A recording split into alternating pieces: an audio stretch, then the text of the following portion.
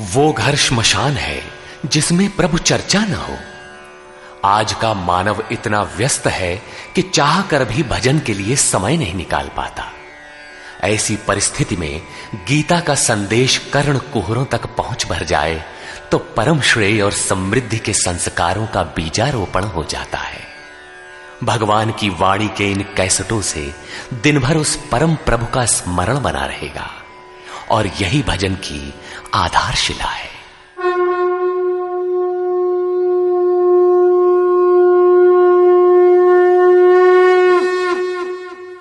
ओम श्री परमात्मने नमः। यथार्थ गीता श्रीमद् भगवद गीता अथ नवमोऽध्याय। प्रस्तुत अध्याय में योगेश्वर श्री कृष्ण ने स्वयं चर्चा की कि योग युक्त पुरुष का ऐश्वर्य कैसा है, सब में व्याप्त रहने पर भी वो कैसे निर्लेप है, करते हुए भी वो कैसे अकर्ता है। उस पुरुष के स्वभाव एवं प्रभाव पर प्रकाश डाला। योग को आचरण में ढालने पर आने वाले देवतादिक विघ्नों से सतर्क किया और उस पुरुष के शरण होने पर बल दिया। श्री भगवान उवाच।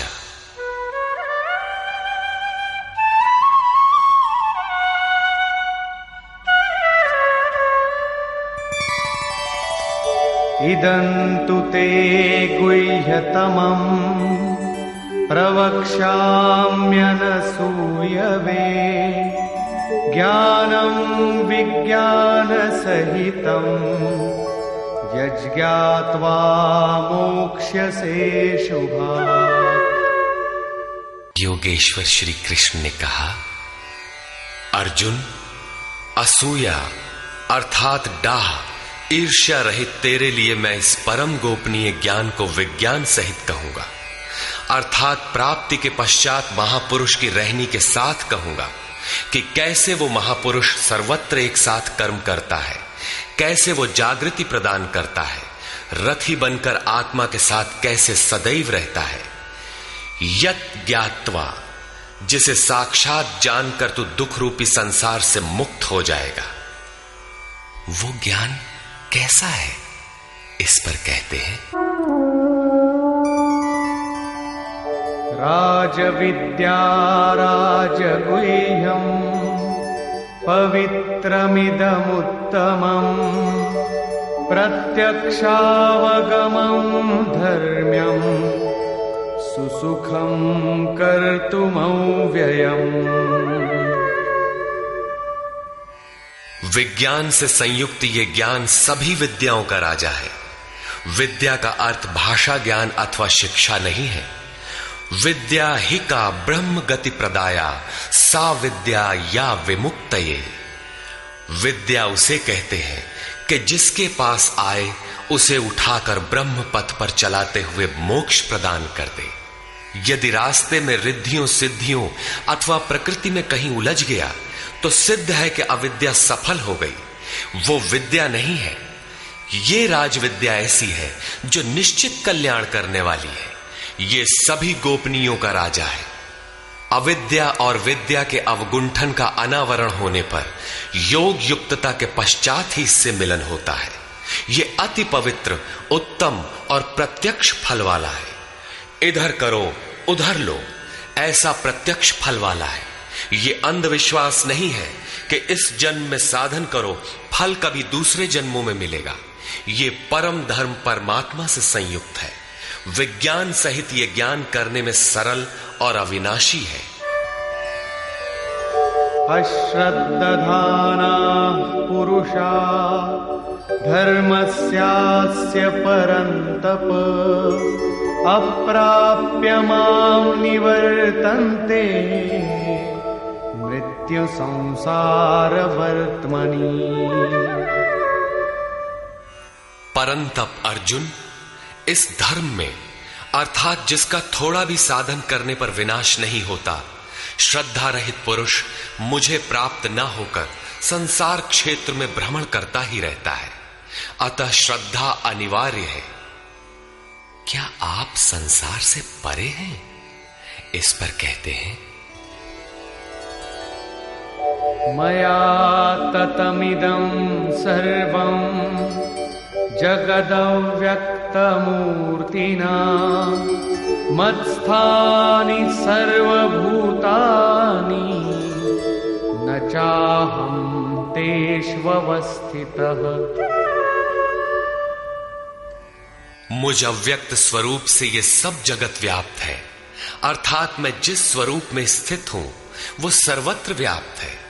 सभी प्राणी मुझ में स्थान पाए हैं, किंतु मैं उनमें स्थित नहीं हूं, क्योंकि मैं अव्यक्त स्वरूप में स्थित हूं। महापुरुष जिस अव्यक्त स्वरूप में स्थित हैं, वहीं से अर्थात शरीर छोड़कर उसी अव्यक्त स्तर से ही बात करते हैं। इसी क्रम में आगे कहते हैं,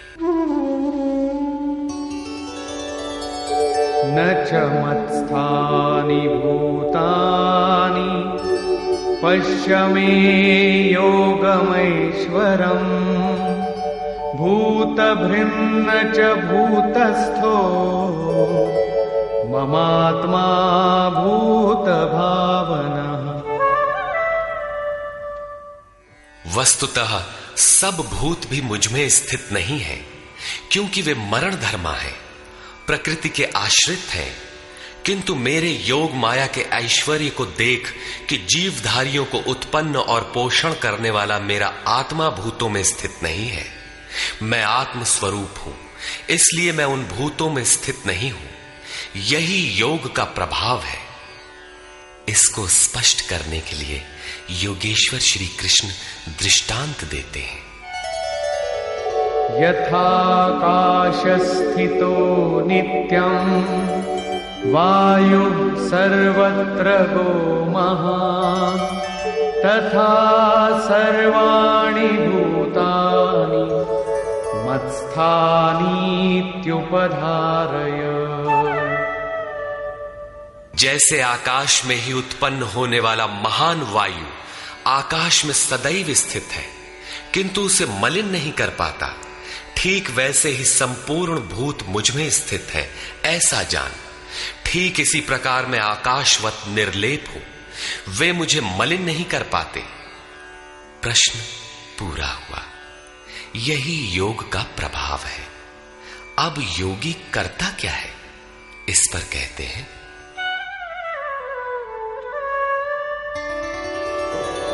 सर्वभूतानि कौन्तेय प्रकृतिं यान्ति मामिकाम् कल्पक्षये पुनस्तानि कल्पादौ विसृजाम्यहम्। अर्जुन, कल्प के विलय काल में सब भूत मेरी प्रकृति अर्थात मेरे स्वभाव को प्राप्त होते हैं, और कल्प के आदि में मैं उनको बार बार विसृजामि विशेष रूप से सृजन करता हूं। थे तो वे पहले से, किंतु विकृत थे, उन्हीं को रचता हूं, सजाता हूं। जो अचेत हैं उन्हें जागृत करता हूं, कल्प के लिए प्रेरित करता हूं। कल्प का तात्पर्य है उत्थानोन्मुख परिवर्तन। आसुरी संपद से निकलकर जैसे जैसे पुरुष दैवी संपद में प्रवेश पाता है, यहीं से कल्प का आरंभ है, और जब ईश्वर भाव को प्राप्त हो जाता है, वही कल्प का क्षय है। अपना कर्म पूरा करके कल्प भी विलय हो जाता है। भजन का आरंभ कल्प का आदि है, और भजन की पराकाष्ठा जहां लक्ष्य विदित होता है, कल्प का अंत है।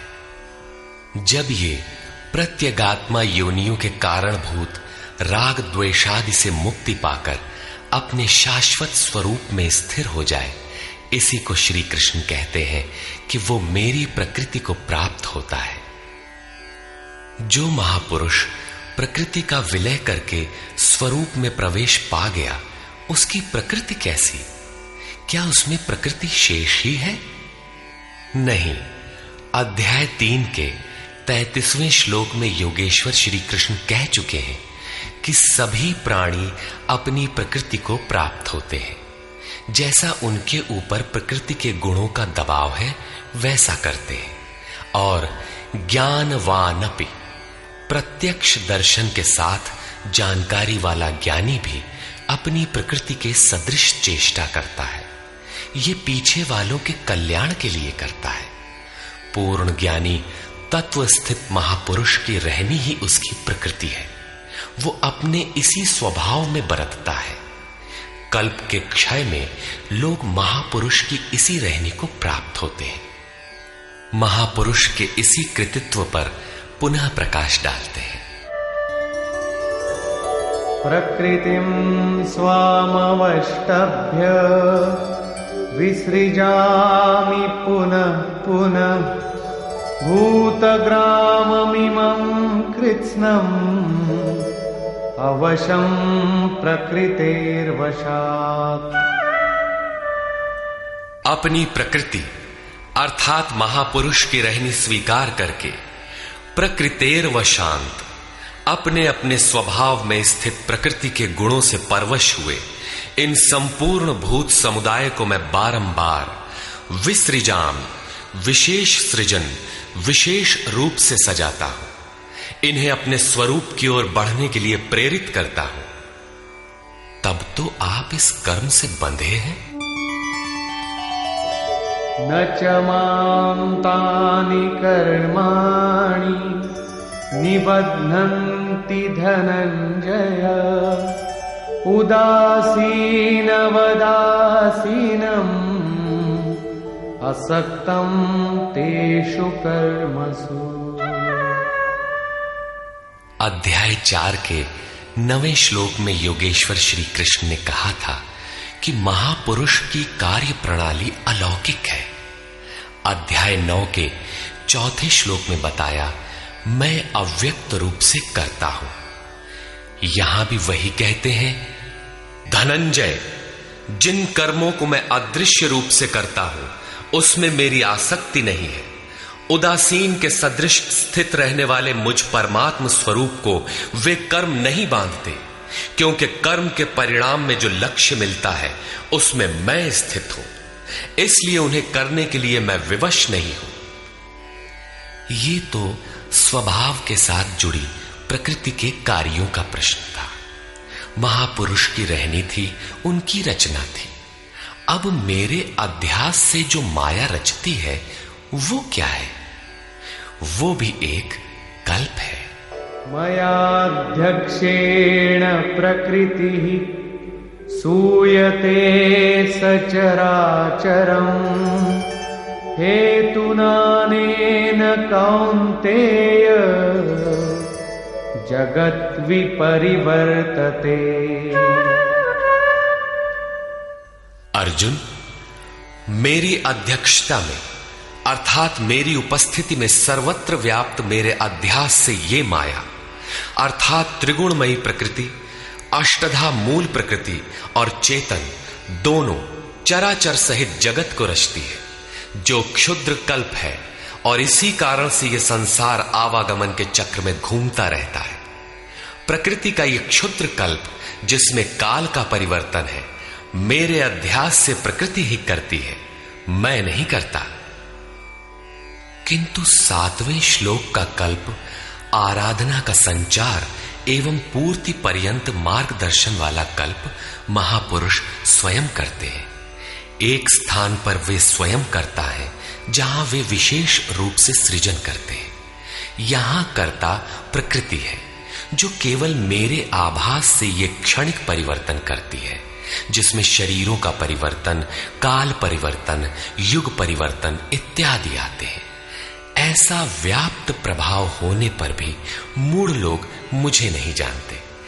यथा अवजानन्ति मां मूढ़ा मानुषीं तनुमाश्रितम् परं भावमजानन्तो मम भूतमहेश्वरम्। संपूर्ण भूतों के महान ईश्वर रूप मेरे परम भाव को न जानने वाले मूढ़ लोग मुझे मनुष्य शरीर के आधार वाला और तुच्छ समझते हैं। संपूर्ण प्राणियों के ईश्वरों का भी जो महान ईश्वर है उस परम भाव में मैं स्थित हूं, किंतु हूं मनुष्य शरीरधारी। मूढ़ लोग इसे नहीं जानते, वे मुझे मनुष्य कहकर संबोधित करते हैं। उनका दोष भी क्या है? जब वे दृष्टिपात करते हैं तो महापुरुष का शरीर ही तो दिखाई पड़ता है। कैसे वे समझे कि आप महान ईश्वर भाव में स्थित हैं? वे क्यों नहीं देख पाते? इस पर कहते हैं, मोघाशा मोघ कर्माणो मोघ ज्ञानाविचेतसः राक्षसीमासुरीं चैव प्रकृतिं मोहिनीं श्रिताः। वे वृथा आशा अर्थात जो कभी पूर्ण न हो ऐसी आशा, वृथा कर्म अर्थात बंधनकारी कर्म, वृथा ज्ञान अर्थात जो वस्तुतः अज्ञान है, विचेतसः विशेष रूप से अचेत हुए राक्षसों और असुरों के से मोहित होने वाले स्वभाव को धारण किए होते हैं, अर्थात आसुरी स्वभाव वाले होते हैं। इसलिए मनुष्य समझते हैं असुर और राक्षस मन का एक स्वभाव है, न कि कोई जाति या योनि। आसुरी स्वभाव वाले मुझे नहीं जान पाते, किंतु महात्मा जन मुझे जानते और भजते हैं। महात्मानस्तु मां पार्थ दैवीं प्रकृतिमाश्रिताः भजन्त्यनन्यमनसो ज्ञात्वा भूतादिमं व्ययम्। हे पार्थ, परंतु दैवी प्रकृति अर्थात दैवी संपत्ति के आश्रित हुए महात्मा जन मुझे सब भूतों का आदिकरण अव्यक्त और अक्षर जानकर अनन्य मन से अर्थात मन के अंतराल में किसी अन्य को स्थान न देकर केवल मुझ में श्रद्धा रखकर निरंतर मुझे भजते हैं। किस प्रकार भजते हैं? इस पर कहते हैं, सततं कीर्तयन्तो मां यतन्तश्च दृढव्रताः नमस्यन्तश्च मां भक्त्या नित्ययुक्ता उपासते। वे निरंतर चिंतन के व्रत में अचल रहते हुए मेरे गुणों का चिंतन करते हैं, प्राप्ति के यत्न करते हैं और मुझे बारंबार नमस्कार करते हुए सदैव मुझसे संयुक्त होकर अनन्य भक्ति से मुझे उपासते हैं, अविरल लगे रहते हैं। कौन सी उपासना करते हैं? कैसा है ये कीर्ति ज्ञान? कोई दूसरी उपासना नहीं, वरन वही यज्ञ जिसे विस्तार से बता आए हैं, उसी आराधना को यहां संक्षेप में योगेश्वर श्री कृष्ण दोहरा रहे हैं।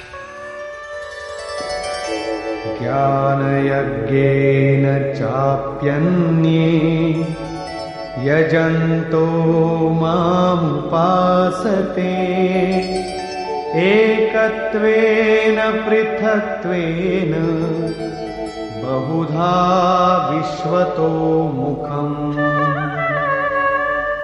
उनमें से कोई तो मुझ सर्वव्याप्त विराट परमात्मा को ज्ञान यज्ञ द्वारा यजन करते हैं, अर्थात अपनी लाभ हानि और शक्ति को समझकर इसी नियत कर्म यज्ञ में प्रवृत्त होते हैं। कुछ एकत्व भाव से मेरी उपासना करते हैं कि मुझे इसी में एक होना है, और दूसरे सब कुछ मुझे अलग रखकर मुझे समर्पण करके निष्काम सेवा भाव से मुझे उपासते हैं तथा बहुत प्रकार से उपासते हैं, क्योंकि एक ही यज्ञ के ये सभी ऊंचे नीचे स्तर है। यज्ञ का आरंभ सेवा से ही होता है, किंतु उसका अनुष्ठान होता कैसे है? योगेश्वर श्री कृष्ण कहते हैं, यज्ञ मैं करता हूं। यदि महापुरुष रथी न हो तो यज्ञ पार नहीं लगेगा। उन्हीं के निर्देशन में साधक समझ पाता है कि अब वो किस स्तर पर है, कहां तक पहुंच सका है। वस्तुतः यज्ञ करता कौन है? इस पर योगेश्वर श्री कृष्ण कहते हैं,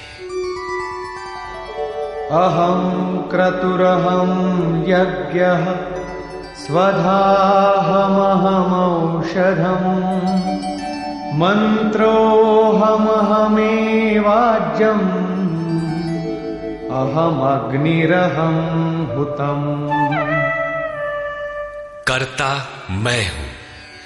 वस्तुतः कर्ता के पीछे प्रेरक के रूप में सदैव संचालित करने वाला इष्ट ही है। कर्ता द्वारा जो पार लगता है मेरी देन है। यज्ञ मैं हूं। यज्ञ आराधना की विधि विशेष है। पूर्ति काल में यज्ञ जिसका सृजन करता है उस अमृत का पान करने वाला पुरुष सनातन ब्रह्म में प्रवेश पा जाता है। स्वधा मैं हूं अर्थात अतीत के अनंत संस्कारों का विलय करना, उन्हें तृप्त कर देना मेरी देन है। भवरोग को मिटाने वाली औषधि मैं हूं। मुझे पाकर लोग इस रोग से निवृत्त हो जाते हैं। मंत्र मैं हूं। मन को श्वास के अंतराल में निरोध करना मेरी देन है। इस निरोध क्रिया में तीव्रता लाने वाली वस्तु आज्य अर्थात हवि भी मैं हूं। अग्नि मैं हूं। मेरे ही प्रकाश में मन की सभी प्रवृत्तियां विलय होती हैं तथा हवन अर्थात समर्पण भी मैं ही हूं। यहां योगेश्वर श्री कृष्ण बार बार मैं हूं कह रहे हैं। इसका आशय मात्र इतना है कि मैं ही प्रेरक के रूप में आत्मा से अभिन्न होकर खड़ा हो जाता हूं तथा निरंतर निर्णय देते हुए योग क्रिया को पूर्ण कराता हूं। इसी का नाम विज्ञान है। पूज्य महाराज जी कहा करते थे कि जब तक इष्ट देव रथी होकर श्वास प्रश्वास पर रोकथाम न करने लगे तब तक भजन आरंभ ही नहीं होता। कोई लाख आंख मूंदे भजन करे, शरीर को तपा डाले, लेकिन जब तक जिस परमात्मा की हमें चाह है वो जिस सतह पर हम खड़े हैं उस स्तर पर उतरकर आत्मा से अभिन्न होकर जागृत नहीं हो जाता तब तक सही मात्रा में भजन का स्वरूप समझ में नहीं आता। इसीलिए महाराज जी कहते थे, मेरे स्वरूप को पकड़ो मैं सब दूंगा। श्री कृष्ण कहते हैं सब मुझसे होता है। पिताहमस्य जगतो माता धाता पितामहः वेद्यं पवित्रमोंकार ऋक्सामयजुरेव च। अर्जुन, मैं ही संपूर्ण जगत का धाता अर्थात धारण करने वाला, पिता अर्थात पालन करने वाला, माता अर्थात उत्पन्न करने वाला, पितामह अर्थात मूल उद्गम हूं जिसमें सभी प्रवेश पाते हैं, और जानने योग्य पवित्र ओंकार अर्थात जो अहम आकारः इति ओंकारः वो परमात्मा मेरे स्वरूप में है। सोहम, तत्वमसि इत्यादि एक दूसरे के पर्याय हैं। ऐसा जानने योग्य स्वरूप मैं ही हूं। ऋक् अर्थात संपूर्ण प्रार्थना, साम अर्थात समत्व दिलाने वाली प्रक्रिया, यजुः अर्थात यजन की विधि विशेष भी मैं ही हूं। योग अनुष्ठान के उक्त तीनों आवश्यक अंग मुझसे होते हैं। गतिर्भर्ता प्रभु साक्षी निवास शरणं सुहृत् प्रभवः प्रलय स्थानम् निधानं बीजमव्ययम्। हे अर्जुन, गति है अर्थात प्राप्त होने योग्य परम गति, भर्ता भरण पोषण करने वाला, सबका स्वामी, साक्षी अर्थात दृष्टा रूप में स्थित सबको जानने वाला, सबका वास स्थान शरण लेने योग्य, अकारण प्रेमी मित्र, उत्पत्ति और प्रलय अर्थात शुभाशुभ संस्कारों का विलय तथा अविनाशी कारण मैं ही हूं। अर्थात अंत में जिनमें प्रवेश मिलता है वे सारी विभूतियां मैं ही हूं। तपाम्यहमहं वर्षं निगृह्णाम्युत्सृजामि च अमृतं चैव मृत्युश्च सदसच्चाहमर्जुन। मैं सूर्य रूप से तपता हूं, वर्षा को आकर्षित करता हूं, मृत्यु से परे अमृतत्व तथा मृत्यु, सत और असत सब कुछ मैं ही हूं। अर्थात जो परम प्रकाश प्रदान करता है वो सूर्य मैं ही हूं। कभी कभी भजने वाले मुझे असत भी मान बैठते हैं, वे मृत्यु को प्राप्त होते हैं। इस प्रकार कहते हैं,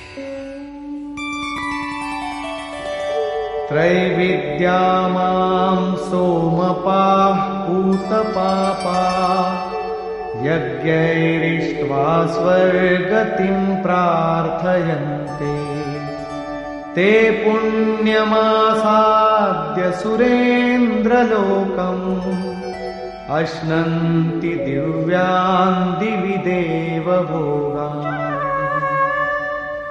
आराधना विद्या के तीनों अंग ऋक्, साम और यजु अर्थात प्रार्थना, समत्व की प्रक्रिया और यजन का आचरण करने वाले, सोम अर्थात चंद्रमा के क्षीण प्रकाश को पाने वाले, पाप से मुक्त होकर पवित्र हुए पुरुष उसी यज्ञ की निर्धारित प्रक्रिया द्वारा मुझे इष्ट रूप में पूजकर स्वर्ग के लिए प्रार्थना करते हैं।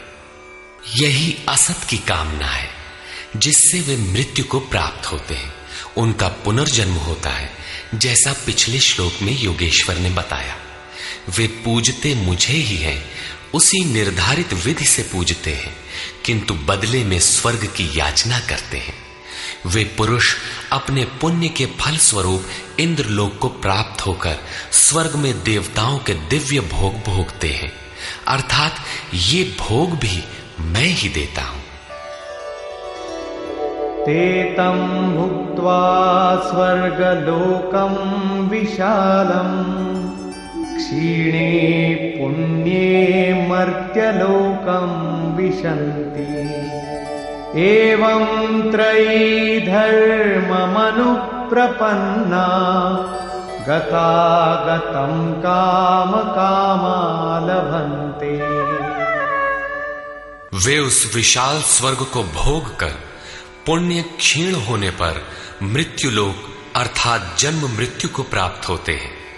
इस प्रकार त्रयी धर्मम प्रार्थना, समत्व एवं यजन की तीनों विधियों से एक ही यज्ञ का अनुष्ठान करने वाले मेरे शरण हुए भी कामना वाले पुरुष बारंबार जाने आने को अर्थात पुनर्जन्म को प्राप्त होते हैं। अतः किसी प्रकार की कामना नहीं करनी चाहिए। जो कामना नहीं करते उन्हें क्या मिलता है? अनन्याश्चिन्तयन्तो मां ये जनाः पर्युपासते तेषां नित्याभियुक्तानां योगक्षेमं वहाम्यहम्। अनन्य भाव से मुझ में स्थित भक्तजन मुझ परमात्म स्वरूप का निरंतर चिंतन करते हैं। पर्युपासते लेश मात्र भी त्रुटि न रखकर मुझे उपासते हैं। उन नित्य एक ही भाव से संयुक्त हुए पुरुषों का योगक्षेम मैं स्वयं वहन करता हूं, अर्थात उनके योग की सुरक्षा की सारी जिम्मेदारी मैं अपने हाथ में लेता हूं। इतना होने पर भी लोग अन्य देवताओं को भजते हैं। येऽप्यन्य देवता भक्ता यजन्ते श्रद्धयान्विता तेऽपि मामेव कौन्तेय यजन्त्यविधिपूर्वकम्। कौन्तेय, श्रद्धा से युक्त हुए जो भक्त दूसरे दूसरे देवताओं को पूजते हैं वे भी मुझे ही पूजते हैं, किंतु उनका वो पूजना अविधि पूर्वक है, मेरी प्राप्ति की विधि से रहित है। यहां योगेश्वर श्री कृष्ण ने दूसरी बार देवताओं के प्रकरण को लिया है। सर्वप्रथम अध्याय 7 के 20वें से 23वें श्लोक तक उन्होंने कहा, अर्जुन, कामनाओं द्वारा जिनके ज्ञान का अपहरण कर लिया गया है, ऐसे मूढ़ बुद्धि पुरुष अन्य देवताओं की पूजा करते हैं, और जहां पूजा करते हैं वहां देवता नाम की सक्षम सत्ता तो है नहीं, परंतु पीपल, पत्थर, भूत, भवानी अथवा अन्यत्र जहां उनकी श्रद्धा झुक जाती है वहां कोई देवता नहीं है। मैं ही सर्वत्र हूं। उस स्थान पर मैं ही खड़ा होकर उनकी देव श्रद्धा को उन स्थानों पर स्थिर करता हूं। मैं ही फल का विधान करता हूं, फल देता हूं। फल निश्चित मिलता है, किंतु उनका फल नाशवान है। आज है तो कल भोगने में आ जाएगा, नष्ट हो जाएगा, जबकि मेरा भक्त नष्ट नहीं होता। अतः वे मूढ़ बुद्धि जिनके ज्ञान का अपहरण हो गया है वही अन्य देवता की पूजा करते हैं। प्रस्तुत अध्याय 9 के 23 से 25वें श्लोक तक योगेश्वर श्री कृष्ण पुनः दोहराते हैं, अर्जुन, जो श्रद्धा से अन्य अन्य देवताओं को पूजते हैं वे मुझे ही पूजते हैं, किंतु अविधि पूर्वक है। अब प्रश्न उठता है कि जब वे भी प्रकारांतर से आपको ही पूजते हैं और फल भी मिलता ही है, तो दोष क्या है? अहं हि सर्वयज्ञानां भोक्ता च प्रभुरेव च न तु मामभिजानन्ति तत्त्वेनातश्च वन्ति ते।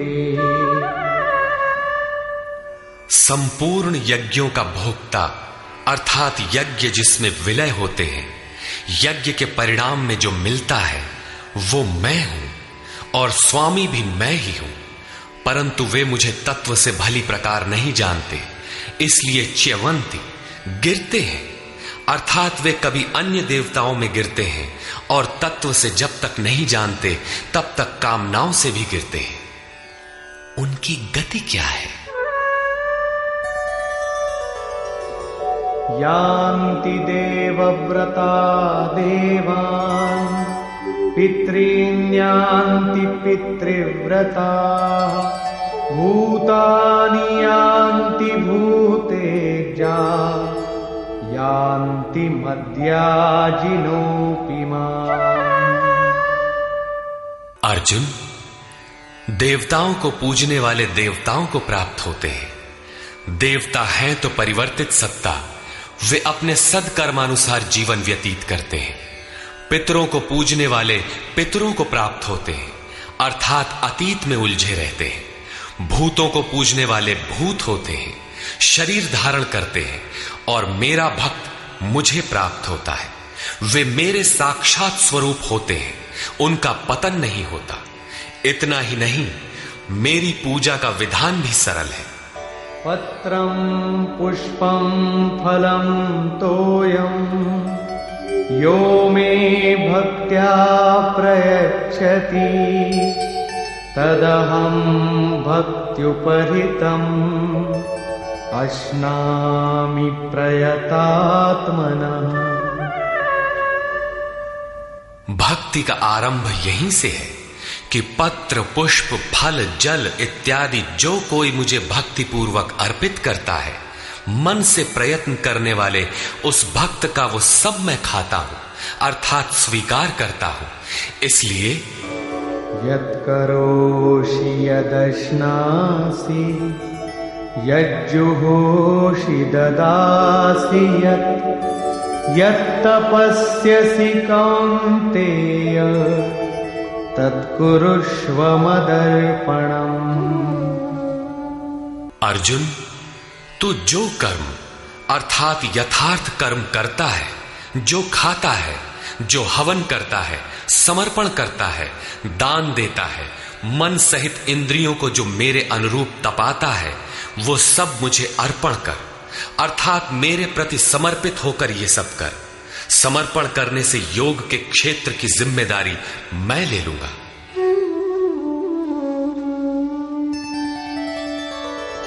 शुभाशुभ फलैरेवम् मोक्ष्यसे कर्म बन्धनैः संन्यासयोगयुक्तात्मा विमुक्तो मामुपैष्यसि।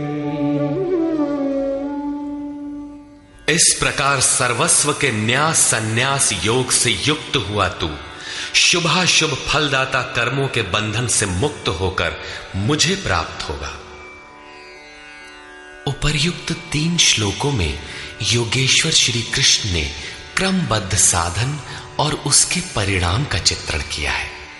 पहले पत्र पुष्प फल जल का पूर्ण श्रद्धा से अर्पण, दूसरे समर्पित होकर कर्म का आचरण और तीसरे पूर्ण समर्पण के साथ सर्वस्व का त्याग।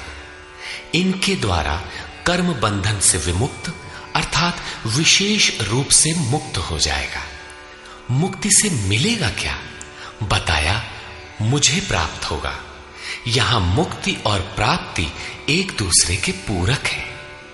आपकी प्राप्ति ही मुक्ति है, तो उससे लाभ इस पर कहते हैं समोहं सर्वभूतेषु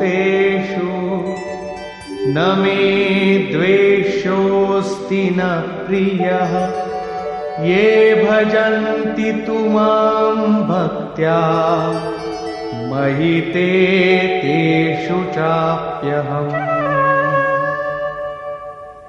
सृष्टि में न मेरा कोई प्रिय है और न अप्रिय है, किंतु जो अनन्य भक्त है वो मुझ में है और मैं उसमें हूं। यही मेरा एकमात्र रिश्ता है, उसमें परिपूर्ण हो जाता हूं। मुझ में और उसमें कोई अंतर नहीं रह जाता। तब तो बहुत भाग्यशाली लोग ही भजन करते होंगे। भजन करने का अधिकार किसे है? इस पर योगेश्वर श्री कृष्ण कहते हैं अपि चेत् सुदुराचारो भजते मामनन्यभाक् साधुरेव समन्तव्यः सम्यग् व्यवसितो हि सः।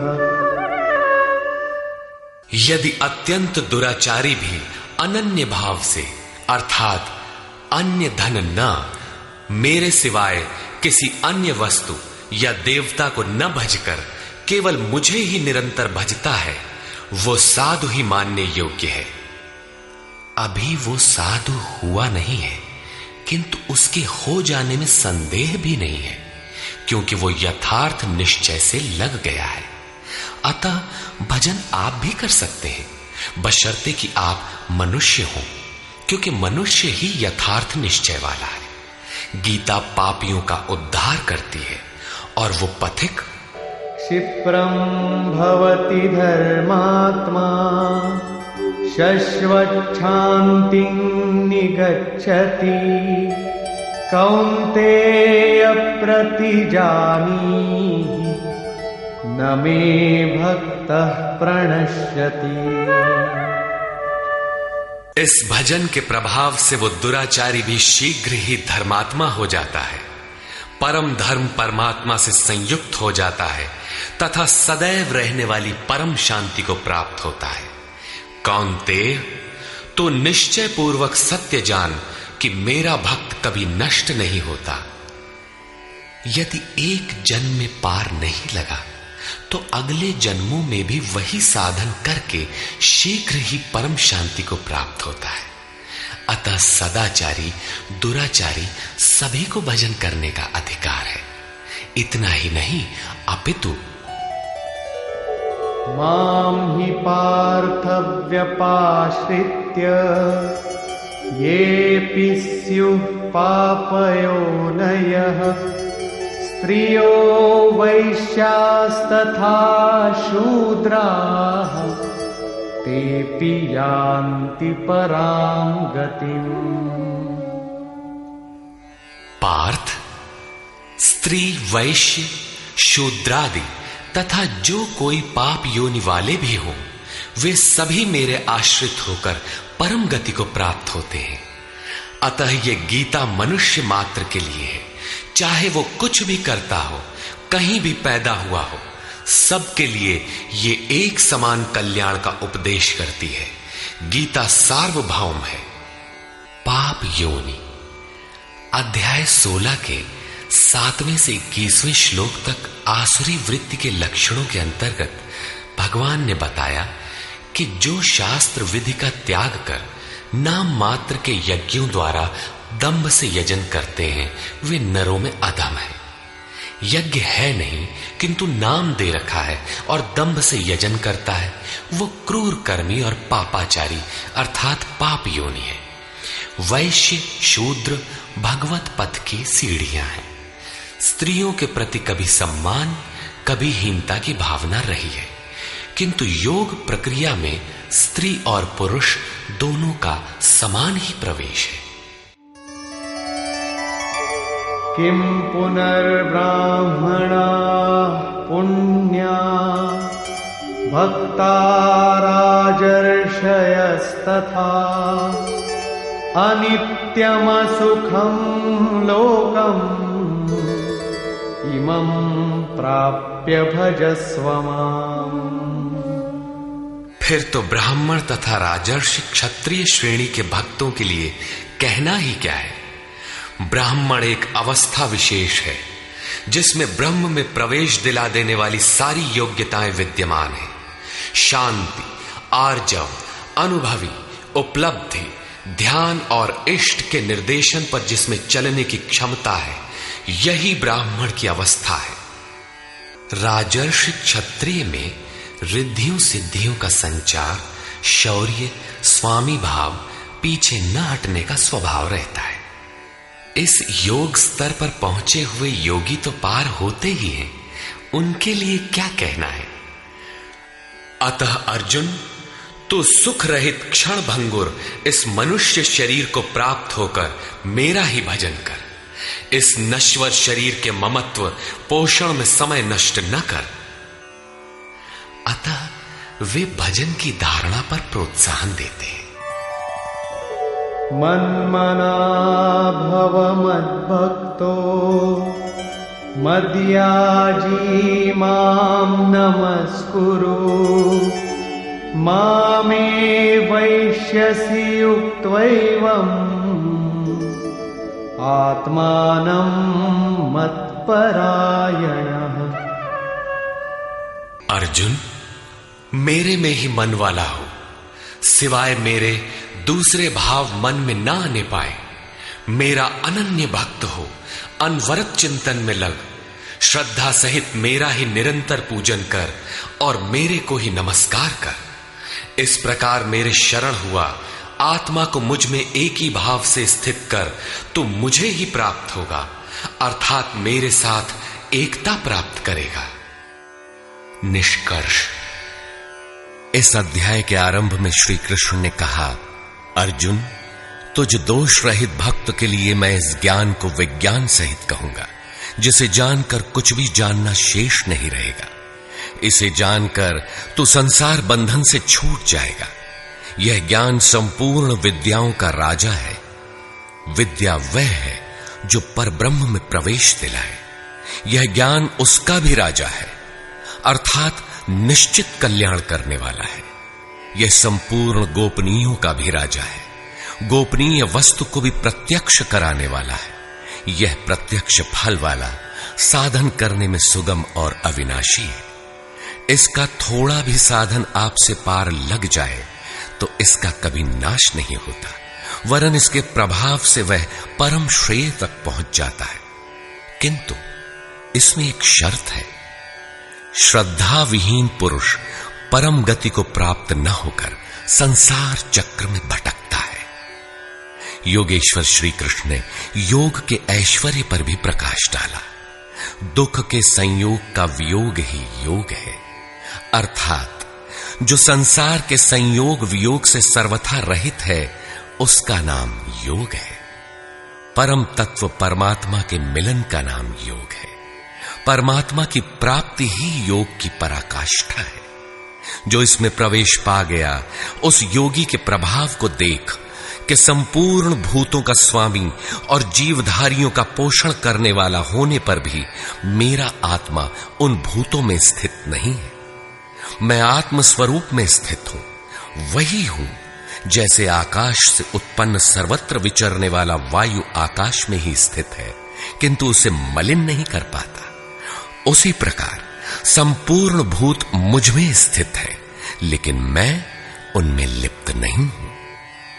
अर्जुन, कल्प के आदि में मैं भूतों को विशेष प्रकार से रचता हूं, सजाता हूं, और कल्प के पूर्ति काल में संपूर्ण भूत मेरी प्रकृति को अर्थात योगारूढ़ महापुरुष की रहनी को, उनके अव्यक्त भाव को प्राप्त होते हैं। यद्यपि महापुरुष प्रकृति से परे हैं, किंतु प्राप्ति के पश्चात स्वभाव अर्थात स्वयं में स्थित रहते हुए लोक संग्रह के लिए जो कार्य करता है, वह उसकी एक रहनी है। इसी रहनी के कार्यकलाप को उस महापुरुष की प्रकृति कहकर संबोधित किया गया है। एक रचयिता तो मैं हूं जो भूतों को कल्प के लिए प्रेरित करता हूं, और दूसरी रचयिता त्रिगुणमयी प्रकृति है जो मेरे अध्यास से चराचर सहित भूतों को रचती है। यह भी एक कल्प है जिसमें शरीर परिवर्तन, स्वभाव परिवर्तन और काल परिवर्तन निहित है। इस प्रकार कल्प दो प्रकार के हैं। एक तो वस्तु का, शरीर और काल का परिवर्तन कल्प है। यह परिवर्तन प्रकृति ही मेरे आभास से करती है, किंतु इससे महान कल्प जो आत्मा को निर्मल स्वरूप प्रदान करता है, उसका श्रृंगार महापुरुष करते हैं। वे अचेत भूतों को सचेत करते हैं। भजन का आदि ही इस कल्प का आरंभ है, और भजन की पराकाष्ठा कल्प का अंत है। जब यह कल्प भवरोग से पूर्ण निरोग बनाकर शाश्वत ब्रह्म में प्रवेश अर्थात स्थिति दिला देता है, उस प्रवेश काल में योगी मेरी रहनी और मेरे स्वरूप को प्राप्त होता है। प्राप्ति के पश्चात महापुरुष की रहनी ही उसकी प्रकृति है। योगेश्वर श्री कृष्ण कहते हैं, अर्जुन, मूढ़ लोग मुझे नहीं जानते, मुझ ईश्वरों के ईश्वर को भी तुच्छ समझते हैं, साधारण मनुष्य मानते हैं। प्रत्येक महापुरुष के साथ यह विडंबना रही है कि तत्कालीन समाज ने उनकी उपेक्षा की, उनका डटकर विरोध हुआ। श्री कृष्ण भी इसके अपवाद नहीं थे। वे कहते हैं, मैं परम भाव में स्थित हूं, किंतु शरीर मेरा भी मनुष्य का ही है। अतः मूढ़ पुरुष मुझे तुच्छ कहकर, मनुष्य कहकर संबोधित करते हैं। ऐसे लोग व्यर्थ आशा वाले, व्यर्थ कर्म वाले, व्यर्थ ज्ञान वाले हैं कि कुछ भी करें और कह दें कि हम तो कामना नहीं करते, हो गए निष्काम कर्मयोगी। वे आसुरी स्वभाव वाले मुझे नहीं परख पाते, किंतु दैवी संपत्ति को प्राप्त जन अनन्य भाव से मेरा ध्यान करते हैं, मेरे गुणों का निरंतर चिंतन करते हैं। अनन्य उपासना अर्थात यज्ञार्थ कर्म के दो ही मार्ग हैं। पहला है ज्ञान मार्ग अर्थात अपने भरोसे, अपनी शक्ति को समझकर उसी नियत कर्म में प्रवृत्त होना, और दूसरी विधि स्वामी सेवक भावना की है, जिसमें सद्गुरु के प्रति समर्पित होकर वही कर्म किया जाता है। इन्हीं दो दृष्टियों से लोग मुझे उपासते हैं, किंतु उनके द्वारा जो पार लगता है वह यज्ञ, वह हवन, वह कर्ता, श्रद्धा और औषधि जिससे भावरोग की चिकित्सा होती है, मैं ही हूं। अंत में जो गति प्राप्त होती है वह गति भी मैं ही हूं। इसी यज्ञ को लोग त्रैविद्या, प्रार्थना, यजन और समत्व दिलाने वाली विधियों से संपादित करते हैं, किंतु बदले में स्वर्ग की कामना करते हैं। तो मैं स्वर्ग भी देता हूं। उसके स्वभाव से वे इंद्र पद प्राप्त कर लेते हैं, दीर्घ काल तक उसे भोगते हैं, किंतु पुण्य क्षीण होने पर वे पुनर्जन्म को प्राप्त होते हैं। उनकी क्रिया सही थी, किंतु भोगों की कामना रहने पर पुनर्जन्म पाते हैं। अतः भोगों की कामना नहीं करनी चाहिए। जो अनन्य भाव से अर्थात मेरे सिवाय दूसरा है ही नहीं, ऐसे भाव से जो निरंतर मेरा चिंतन करते हैं, लेश मात्र भी त्रुटि न रह जाए, ऐसे जो भजते हैं, उनके योग की सुरक्षा का भार मैं अपने हाथ में ले लेता हूं। इतना होने पर भी कुछ लोग अन्य देवताओं की पूजा करते हैं, वे भी मेरी ही पूजा करते हैं, किंतु वह मेरी प्राप्ति की विधि नहीं है। वे संपूर्ण यज्ञों के भोक्ता के रूप में मुझे नहीं जानते, अर्थात उनकी पूजा के परिणाम में मैं नहीं मिलता, इसीलिए उनका पतन हो जाता है। वे देवता, भूत अथवा पितरों के कल्पित रूप में निवास करते हैं, जबकि मेरा भक्त साक्षात मुझ में निवास करता है, मेरा ही स्वरूप हो जाता है। योगेश्वर श्री कृष्ण ने इस यज्ञार्थ कर्म को अत्यंत सुगम बताया कि कोई फल फूल या जो भी श्रद्धा से देता है, उसे मैं स्वीकार करता हूं। अतः अर्जुन, तू जो कुछ आराधना करता है मुझे समर्पित कर। जब सर्वस्व का न्यास हो जाएगा, तब योग से युक्त हुआ तू कर्मों के बंधन से मुक्त हो जाएगा, और वह मुक्ति मेरा ही स्वरूप है। दुनिया में सब प्राणी मेरे ही हैं, किसी भी प्राणी से न मुझे प्रेम है न द्वेष, मैं तटस्थ हूं। किंतु जो मेरा अनन्य भक्त है, मैं उसमें हूं, वो मुझ में है। अत्यंत दुराचारी जघन्यतम पापी ही कोई क्यों न हो, फिर भी अनन्य श्रद्धा भक्ति से मुझे भजता है, तो वह साधु मानने योग्य है। उसका निश्चय स्थिर है, तो वह शीघ्र ही परम से संयुक्त हो जाता है और सदा रहने वाली परम शांति को प्राप्त होता है। यहां श्री कृष्ण ने स्पष्ट किया कि धार्मिक कौन है। सृष्टि में जन्म लेने वाला कोई भी प्राणी अनन्य भाव से एक परमात्मा को भजता है, उसका चिंतन करता है, तो वह शीघ्र ही धार्मिक हो जाता है। अतः धार्मिक वह है जो एक परमात्मा का सुमिरन करता है। अंत में आश्वासन देते हैं, अर्जुन, मेरा भक्त कभी नष्ट नहीं होता। कोई शूद्र हो, नीच हो, आदिवासी हो या अनादिवासी या कुछ भी नामधारी हो, पुरुष अथवा स्त्री हो, अथवा पाप योनि तिर्यक योनि वाला भी जो हो, मेरी शरण होकर परम श्रेय को प्राप्त होता है। इसलिए अर्जुन, सुख रहित क्षण भंगुर किंतु दुर्लभ मनुष्य शरीर को पाकर मेरा भजन कर। फिर तो जो ब्रह्म में प्रवेश दिलाने वाली योग्यताओं से युक्त है, उस ब्राह्मण तथा जो राजर्षित्व के स्तर से भजने वाला है, ऐसे योगी के लिए कहना ही क्या है, वह तो पार ही है। अतः अर्जुन, निरंतर मुझ में मन वाला हो, निरंतर नमस्कार कर। इस प्रकार मेरी शरण में हुआ तू मुझे ही प्राप्त होगा, जहां से पीछे लौटकर नहीं आना पड़ता। प्रस्तुत अध्याय में उस विद्या पर प्रकाश डाला गया जिसे श्री कृष्ण स्वयं जागृत करते हैं। यह राज विद्या है जो एक बार जागृत होने पर निश्चित कल्याण करती है। अतः ओम तत्सदिति श्रीमद्भगवद गीता सूपनिषत्सु ब्रह्म विद्यायाम योग शास्त्रे श्री कृष्णार्जुन संवादे राज विद्या जागृति नाम नवमोऽध्यायः। इस प्रकार स्वामी अड़गड़ानंद कृत श्रीमद् भगवद गीता के भाष्य यथार्थ गीता का 9वां अध्याय पूर्ण होता है। हरि ओम तत्सत।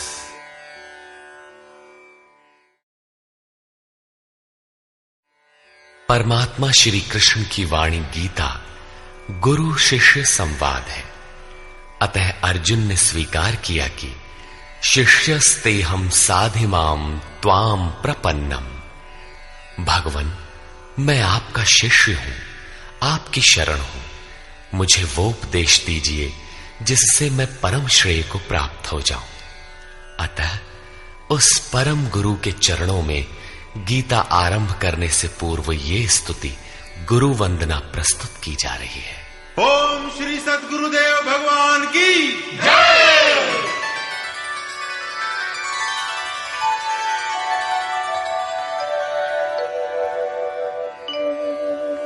जय सद्गुरुदेव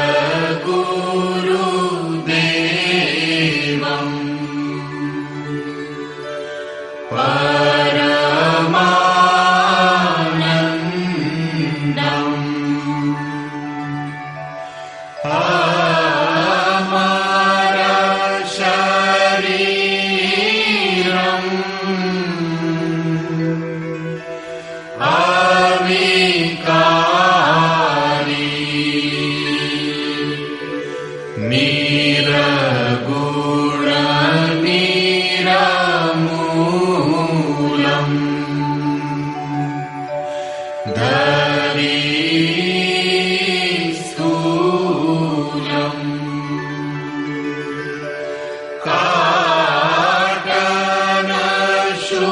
काटनशूलम्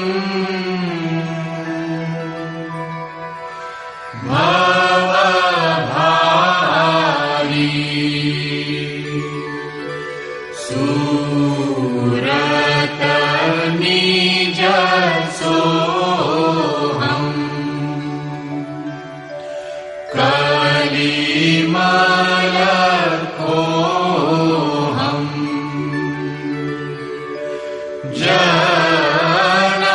जनमन मोहन छवि भारी